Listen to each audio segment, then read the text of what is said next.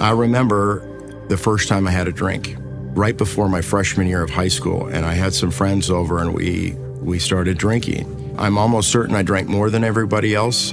I drank faster than everybody else, and then I don't remember. And that really set the stage for what was to come. I became an IV drug addict at 29 years old, and I stayed an IV drug addict for 11 years. And anybody who has struggled with drugs or alcohol or some other form of addiction, you know what I'm talking about. It's like, on one hand, my life is on fire, and I know I've got to do something different. And on the other, I kind of like it. But I decided to go, and I went to treatment, and I showed up on Christmas Eve 2015. And I would have to go to treatment a couple more times, because I would get these periods of sobriety and these periods of recovery. Sometimes it was, a few months, sometimes it was 6 months, but I could never get to a year. I had overdosed a few times, and I knew that if I didn't take drastic action, I wouldn't be around much longer. And I was asked to go to treatment one more time. And lo and behold, my parents and a friend brought a bag to that detox facility, and I had some clothes in there and some bathroom things. But in the bottom of that bag was a Bible.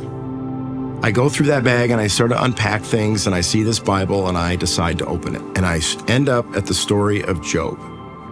And I jokingly say, back then, I don't even know that I knew it was pronounced Job. I thought maybe it was Job.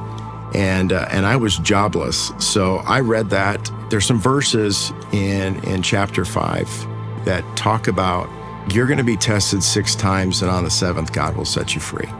And the beasts of the earth will no longer pursue you, and you will know peace. And I knew that I had been through 6 trials, and that the 7th one was hanging over me. And I had this thought that, Nathan, you have run from every problem you've ever had. All you've ever done is run. And what's the opposite of running? And it's staying. And so I made the decision to stay and to face my life and to face my problems and to face my addiction. And I got on my knees and I asked God, I need you to help me, because I don't think that I can go through all of this again. And I prayed that prayer, and that was 4.5 years ago, and I haven't used drugs or alcohol ever since. It was a blessing that I got to go to treatment a 7th time, and I came back ready to live. I had made a decision that I want to live. When I came back to Celebrate Church, to Sioux Falls, to my parents, to the place where I grew up, I found a lifeline and a new way to live.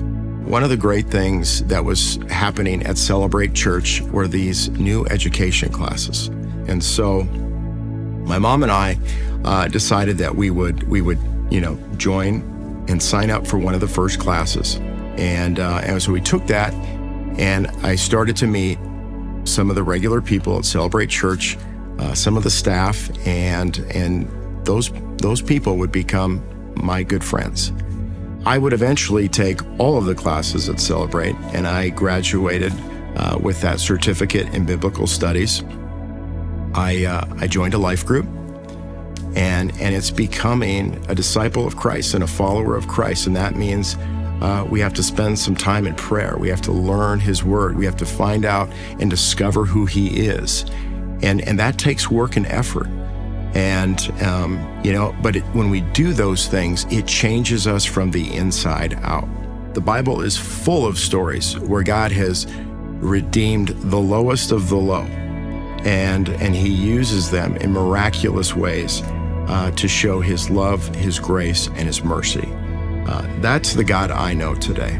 And I know that God is at work in this church. He's at work in my life, and He's the author of my life today. And He continues to write my story. And I cannot wait to see all of the things unfold that He has planned for me and for my family, for my friends, and this community.